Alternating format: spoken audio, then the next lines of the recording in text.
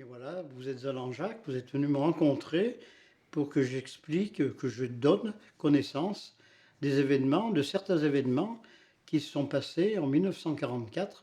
Je vais le faire, je m'appelle Guy Vissac, je suis né à Langeac en 1933. J'ai donc aujourd'hui un certain âge, mais à cette époque-là, j'avais à peine 11 ans et j'ai en mémoire très fidèle des événements qui se sont passés à Langeac quand la division allemande est venue pour monter sur le Mont Mouchet, qui est un lieu de résistance, et la Truyère qui est de l'autre côté, sur le Cantal, pour aller les combattre.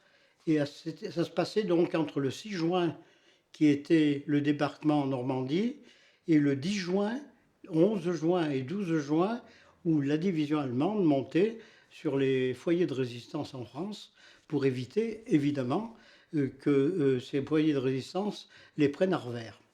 Donc à Langeac, ça s'est passé à partir du 9 juin, et dans la rue s'est répandu très rapidement le mot les Allemands sont ici, les Allemands sont ici.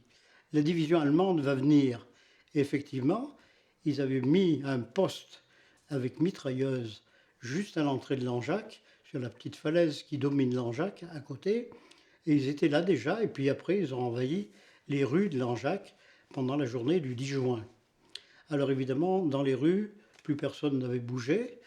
Ils ont trouvé un homme qui, sur ce pont en face, courait. Ils ont cru que c'était un résistant, ils l'ont abattu sèchement. Et ils ont abattu un deuxième jeune homme qui était venu à Langeac parce qu'il était du Nord et il s'était rapatrié sur Langeac. Ils l'ont abattu froidement sur la route qui monte sur Pinol et le Mont Mouchet. Parce que nous sommes ici à Langeac, au pied de la Margeride. Donc le Mont Mouchet, c'est le foyer des résistants, c'était le lieu des résistants. Et ces résistants-là étaient vraiment répandus sur l'ensemble de la Margeride, sur Saint-Flour, sur la Truyère, sur Saugues également. Donc les Allemands allaient combattre la résistance. Qu'est-ce qui s'est passé ce fameux 10 juin? Le 10 juin, ils ont donc envahi Langeac, comme je le précisais, mais il y avait un wagon de munitions allemand en gare de Langeac. Et pour éviter que ce wagon soit attaqué, ou on le fasse sauter, les résistants pouvaient le faire d'ailleurs, eh bien, ils ont pris en otage 7-8 personnes sur Langeac. Ces personnes prises en otage ont été mis contre le mur, juste à côté de notre maison. J'habitais avec ma famille à ce moment-là, j'habitais en ville. Ils étaient vraiment au-dessous de chez nous, on les voyait très bien. Et cette image m'a marqué tout le temps. Ces gens-là étaient des Langeadois que nous connaissions fort bien, des pères de famille. Ils ont été mis là contre le mur. Si le wagon avait sauté, de munitions sauté, eh bien, ils étaient pris en otage et on les fusillait. Donc les choses se sont déroulées pendant une journée entière avec ce non-respect, si vous voulez, de la personne humaine, comme ils savaient le faire. Et à ce moment-là, le maire de Langeac de l'époque, qui s'appelait Georges Plumez, qui était pharmacien, est allé rencontrer les officiers de la division allemande et il leur dit « Je me porte garant, je prends la place des otages et s'il arrive quelque chose, c'est à moi qu'il faut en vouloir. » À ce moment-là, ils ont libéré les otages et ils ont gardé le maire dans un lieu, je ne sais pas lequel exactement, pour le garder en otage. Pendant ce temps-là, le gros de la division arrive, passe sur Langeac et monte sur le Mont Mouchet. Alors à partir de Langeac, c'est une route très tortueuse, n'est-ce pas? Et ils avaient vraiment peur, les Allemands, qu'il y ait des foyers de résistants qui les attaquent sur cette route. Ça ne s'est pas produit sur cette route, ça s'est produit un petit peu plus haut que le bourg de Pinol, qui est à 14 km d'ici. Quand ils sont arrivés à Pinol, ils ont recommencé à prendre des otages, dont un homme qui était père de 5 enfants. Ils l'ont pris en otage, il s'appelait Hugon, c'est un cousin de mon père d'ailleurs, et quand son frère a vu que son frère, père de 5 enfants, était pris en otage, il s'est porté vers les Allemands et il les a insultés. ils ont ramassé les deux frères et ils les ont fusillés sur place. Donc après les Allemands sont repartis, ils ont été attaqués au carrefour de la route qui va vers le Mont Mouchet. Et là, bien sûr, les résistants étaient trop peu nombreux, ils ont été obligés d'abandonner, certains ont été tués d'ailleurs à ce même endroit. Ils sont partis sur la route du Mont Mouchet qui, de Pinol, serpente à travers les bois de la Margeride. Ils sont allés sur le Mont Mouchet alors qu'il y avait des fermes ici et là, des fermes qui ont été reconstruites, qui existent encore, mais ils en ont fait brûler. Ils ont pris des gens en otage, ils les ont fusillés et ils arrivaient sur le Mont Mouchet où là, il y avait les résistances allemandes. Alors, moi, je n'ai pas vu la résistance allemande, évidemment pas. J'étais trop jeune, j'avais à peine 11 ans. Et tout ce qui nous a été raconté par la suite, c'est que le poids et l'arme de la division allemande a fait évidemment un combat plus fort que les résistants du Montmouchet qui se sont un peu repliés sur la Truyère qui est de l'autre côté. Alors la Truyère, pour situer, c'est le pont de Garabie. C'est le pont de Garabie, la Truyère. Donc tout ce massif était cerné par les Allemands. Donc il y a eu des combats assez rudes et beaucoup de morts. Cette époque a marqué les gens de mon âge, puisque nous étions des jeunes enfants. Et puis les parents nous racontaient ceci et cela. Alors qu'est-ce qui se passait dans les familles? Les familles essayaient de cacher les jeunes qu'ils avaient, qui étaient adolescents. Parce que les jeunes adolescents, qui étaient 15 ou 18 ans, pouvaient être pris par les Allemands, etc. Et dans ma famille, moi j'avais un frère qui avait exactement 19 ans, et l'autre qui avait 16 ans, et on a essayé de les camoufler. Donc on passait sur les toits pour les camoufler dans les greniers. Mais après, les gens ont commencé à prendre les petits chemins pour partir de Langeac, comme pour essayer de se mettre en retrait et se mettre à l'abri vraiment de la pression allemande. Et je me rappelle, moi personnellement, on m'avait amené chez mes grands-parents à Saint-Èble, vous êtes passé tout à l'heure à côté, chez mes grands-parents à Saint-Èble, et mon grand-père nous faisait écouter le combat qui se passait, on entendait très bien, au Mont Mouchet, à partir d'une petite montagne qui est à côté, qui s'appelle Coupé, et nous entendions les combats qui se passaient sur le Mont Mouchet. Ça a été vraiment très très très sévère, parce que l'organisation de la résistance au Mont Mouchet était très bien encadrée, était nombreuse, mais pas suffisamment par rapport aux Allemands qui avaient des armes évidemment beaucoup plus importantes que les résistants du Mont Mouchet. Voilà ce que je peux dire sur cette journée qui a marqué les esprits, même d'un gamin de 11 ans, et c'est ce que je pouvais raconter pour apporter ma contribution au témoignage sur cette époque. Donc maintenant, on aurait quelques questions.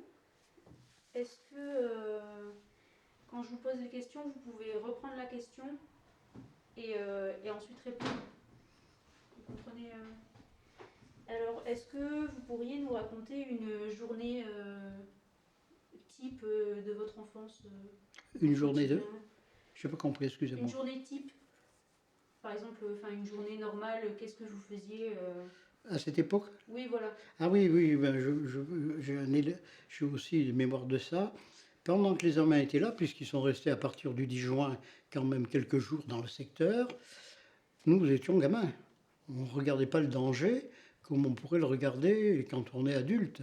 Mais avec des adolescents plus grands que moi, on allait quand même au mois de juin se baigner dans l'Allier. Donc on avait fait une petite escapade dans l'Allier, malgré nos parents qui ne voulaient pas qu'on sorte évidemment de la maison. Une petite escapade, et on passait dans des chemins qui longent l'Allier pour aller au point de baignade qui se trouve un peu en amont. Et nous avions à ce moment-là une petite barque, comme une périssoire, on appelait ça une périssoire, qu'on portait comme ça sur la tête. Et les gens nous ont dit, si les Allemands vous avez vu de l'endroit où ils étaient en surveillance sur le balcon qui domine Langeac, vous étiez pris pour des gens qui voulaient se cacher. Donc on avait fait cela innocemment, comme des gamins on peut le faire quand on a 11 ans. Ok. Ensuite, vous alliez à l'école à cette période-là? Oui, alors bon, l'école a été suspendue pendant ce temps-là. Moi j'étais au collège déjà, et l'école a été suspendue, mais après, les commentaires ont été alimentés par les enseignants qui ont expliqué comment ça s'était passé et pourquoi. Qu'est-ce qu'il y avait eu à cette époque-là pour que nous ne connaissions pas forcément l'histoire de la guerre. Ils nous ont expliqué l'histoire de la guerre, où on en était et pourquoi. Donc je me rappelle que tout ça, nous étions très attentifs d'ailleurs, puisqu'on a vécu cet épisode qui n'a pas été des plus dramatiques. Si le wagon dont je parlais tout à l'heure, le wagon de munitions avait sauté, à coup sûr, il y aurait eu des dégâts sur l'Anjac, certainement des incendies provoqués par la division allemande, peut-être encore des otages pris et fusillés. Voilà, c'était ça, notre vie de cette époque-là. Donc, je me rappelle fort bien de tout cela, et c'était l'époque d'une enfance un peu troublée quand même. Et vous étiez en contact avec les Allemands, vous en croisiez ou... Non, non, non, non, non.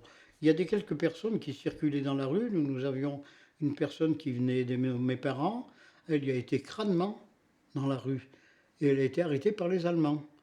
Or, elle a pris un ton très fort. Elle leur a dit: je vais travailler. Seulement, les Allemands ne parlaient pas français. Je vais travailler. Et elle n'arrivait pas à se faire comprendre. Alors, il la, il la, il la maintenait un peu en haleine pour lui dire comment. Elle dit: je vais là, là, là.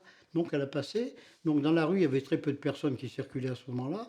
La peur avait envahi la ville complètement. Est-ce que du coup il y avait de la solidarité entre les gens Oui, oui, oui, il y avait de la solidarité, une solidarité qui n'était pas forcément ouverte, comment dire, connue. Il y avait notamment le service de la Croix-Rouge. Et je me souviens de personnes qui habitaient près de chez nous, qui étaient à la Croix-Rouge. Or, ces personnes-là ne portaient pas de drapeau, évidemment, pour dire on est de la Croix-Rouge. Elles allaient au-devant des besoins. Alors, il y avait des besoins, évidemment, de personnes malades ou en difficulté, mais il y a aussi il y avait le besoin par rapport aux maquisards. Il fallait que les maquisards soient soignés, soient alimentés en médicaments, etc. Alors, je me souviens d'une dame qui était à côté de chez nous, à une pharmacie, la femme du pharmacien. Eh bien, elle approvisionnait les Allemands avec des médicaments dont les Allemands, les résistants avec les médicaments dont ils avaient besoin. Et tout ça, elle l'avait fait complètement incognito. Donc chaque jour ou chaque soir, elle partait faire ses petites commissions comme ça pour positionner les Allemands. Alors à cette époque-là, au moment de l'invasion allemande d'ailleurs, en France, nous avons eu ici à Langeac, je vous en parlais tout à l'heure, un dépôt SNCF. Il y avait de la machine à vapeur entre, je vous raconte encore une histoire, entre le Nîmes et Clermont-Ferrand. Or, ces machines à vapeur étaient conduites par des mécaniciens, des chauffeurs qui étaient du secteur. Et ils avaient pris des habitudes avec les gens qui étaient sur la ligne. C'est-à-dire qu'ils remontaient des marchandises, et incognito bien sûr, du Midi, et ils en emportaient de notre secteur des marchands du ravitaillement, notamment du ravitaillement comme des poulets, du beurre, etc., qui manquaient beaucoup. Et ils faisaient l'échange entre le vin du Midi et le ravitaillement nourriture qui existait ici. Et ça, c'était très connu. Il y avait des endroits où ils s'arrêtaient. Il n'y avait pas de gare du tout.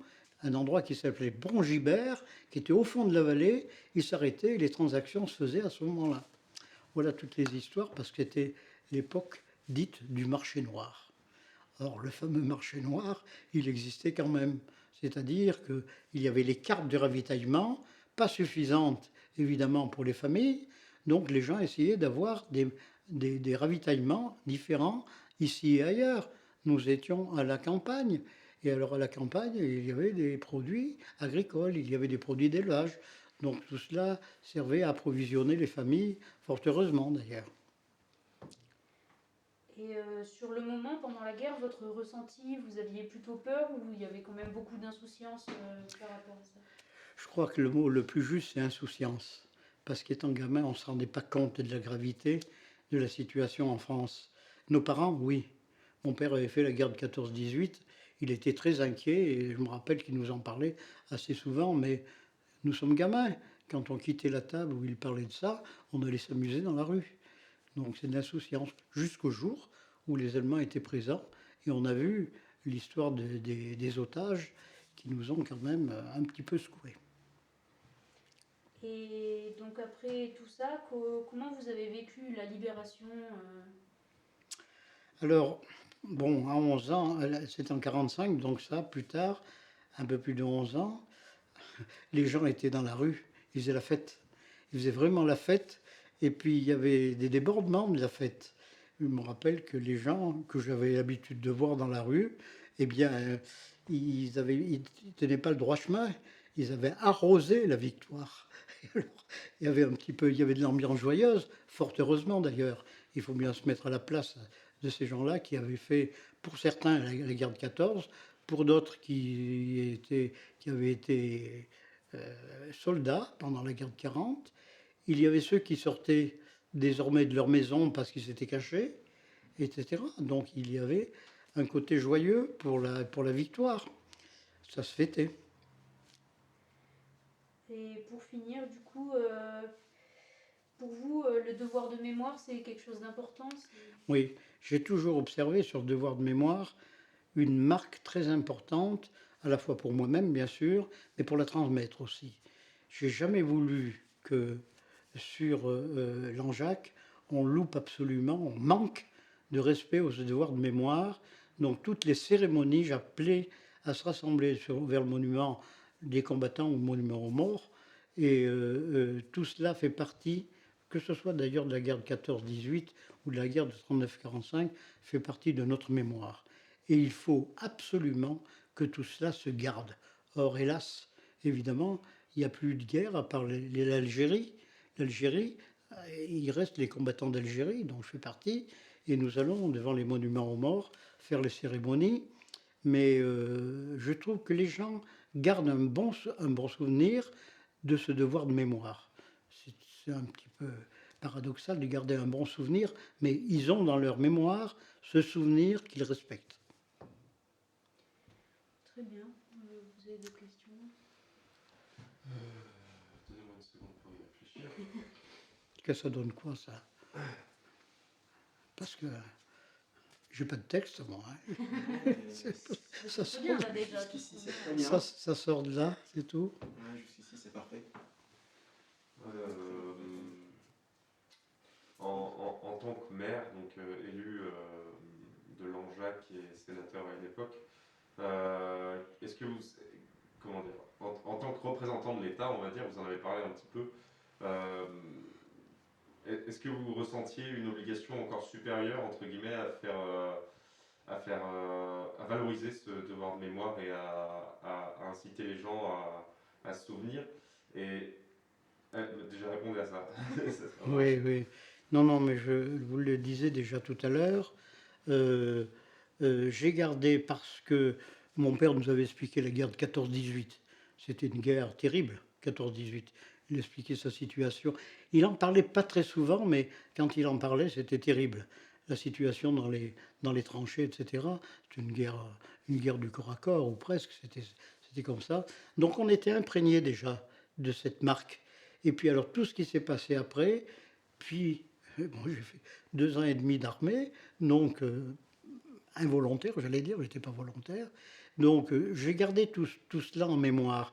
Et j'invitais vraiment la population à chaque fois, j'ai invité la population à se joindre vraiment à tous ceux qui avaient gardé cette mémoire. La population l'a gardé en grande partie, l'avait gardé en grande partie ce devoir de mémoire. Mais les générations passent et on n'a plus le même, on revoit plus les mêmes personnes que nous avions connues parce qu'elles ont disparu, parce qu'au fur et à mesure, les générations combattantes disparaissent. Donc il faut quand même que la population se souvienne de tout cela et reste attachée à cette mémoire. Du coup, en fait, ces personnes on va dire, ces générations qui s'effacent et celles qui leur succèdent, c'est enfin, justement le devoir de mémoire, l'intérêt, c'est de transmettre ces souvenirs. Et quelle est l'importance pour vous de la transmission de ces souvenirs? Qu'est-ce qu'ils représentent? En quoi ils sont importants pour les jeunes d'aujourd'hui? Alors il y a d'abord le respect par rapport à ceux qui ont combattu et qui ont laissé leur vie. il y a ça, hein, leur vie. Et ça, on l'oublie bien des fois, parce que c'est terrible, hein, les morts qu'il y a eu, il y en a énormément. On voit les plaques de nos monuments qui sont garnis de noms de morts, que ce soit 14-18, 39-45, etc., même Algérie et Indochine d'ailleurs. Et pour éviter, pour faire passer, pour incruster, pour enraciner dans la mémoire des nouveaux, des nouvelles générations, que la guerre, c'est jamais une issue qui est humaine, je crois qu'il faut garder cet aspect de respect par rapport à ceux qui ont combattu et ceux qui sont morts. Et puis, il y a, pour moi, il y a le fait d'avoir un comportement citoyen, c'est-à-dire de vivre notre histoire de France. Alors bien sûr, les pages se tournent, on ne peut pas vivre ce qu'on a déjà vécu, on ne souhaite pas le vivre en tout cas, mais il faut se mobiliser, il faut même encadrer un certain nombre de personnes dans les écoles, dans les collèges, etc., pour expliquer tout cela. Je me semble que ça devient très, très, très, très important. Le monde est en feu, hein. Il y a de tous les côtés, il y a des gens qui sont opprimés, qui sont sous la férule de totalitaire. Il faut absolument que nos générations ne se disent pas « Oh ben c'est fait avant, c'est passé ». Non, ça existe encore. Je ne souhaite pas que ça existe évidemment en France, mais je suis très respectueux de tout cela. Ok, ben, c'est bon. Excellent. Alors moi, ce que je voulais savoir, j'ai juste un petit truc, une question à vous demander. Alors, comment se comportait la population quelques temps après la libération? Ah oui, après 45, donc, hein, après 45, moi je suis parti de Langeac, on m'a mis dans un lycée à Brioude, mais on vivait libre, et puis avec un ravitaillement qui a apporté. C'est intéressant, à cette époque-là, on avait quand même un peu manqué de... Il y a des gens qui avaient faim, hein. Donc ils vivaient plutôt, pas dans l'opulence, certainement pas dans l'opulence, hein, mais ils vivaient parce qu'ils pouvaient manger et ils pouvaient se divertir. Parce que le divertissement est arrivé avec cela. Alors, le divertissement par les différentes structures associatives qui étaient là. C'était des structures de musique, des structures culturelles, des structures de théâtre. Les groupes de théâtre se sont formés et il y avait une envie de trouver autre chose que de rester chez soi, j'allais dire confiné, à cette époque c'était le cas, hein, à cause de la guerre. Ok, ben, il va falloir qu'on s'arrête Juste là. une dernière question peut-être. Quelle heure il est? Il est 21, donc... Ou si vous devez partir à l'écran, c'est ça? Oui, si je pouvais être libre à partir de 14h30, quelle heure il est? il 21. est 20, 16h20. Oui, ce que je voulais savoir, c'était juste comment des gens qui étaient peut-être considérés comme des... Attendez, il faut que j'entende parce que des fois j'ai des problèmes. Des gens qui pouvaient être considérés comme des collaborateurs, ils étaient perçus comment? Alors, il y avait effectivement des collaborateurs. Bon, on disait un tel l'est pas. La résistance descendait toutes les nuits sur Langeac, pratiquement. Et par rapport à ceux qu'on disait collaborateurs, la résistance avait mis des cercueils devant leur porte. Alors moi je me souviens de ces cercueils devant leur porte. Ou alors un explosif devant une porte. C'est arrivé, on entendait exploser. C'était pas des dizaines de fois, mais c'est arrivé 5-6 fois. Et il y a eu un coup assez marquant pour nous, c'est-à-dire l'attaque à la gare du chef de gare qui était un collaborateur. Il était désigné comme collaborateur. Et les maquisards ont attaqué la gare, ils ont fait passer le chef de gare, ils l'ont tué, ils l'ont fait passer par la fenêtre. Donc, moi je ne l'ai pas vu ça, hein. Mais on nous l'a raconté, les personnes qui le racontaient étaient dignes de foi, bien sûr, et ça s'est passé exactement comme ça. Donc il y avait, si vous voulez, une crainte qui était permanente, à la fois parce que c'était la guerre, mais en même temps parce que sur Langeac, il y avait aussi des collaborateurs. Et ces collaborateurs essayaient de dénoncer un tel qui n'était pas parti à l'armée, qui s'était caché, etc. Donc il y avait de la délation. Et cette délation, il fallait beaucoup s'en méfier pour les gens qui étaient dans la rue ou les gens qui étaient dans leur magasin. C'est beaucoup arrivé d'accuser un tel de pouvoir faire tourner sa boutique parce qu'il était collaborateur. Ça, c'était très, très ennuyeux. Merci.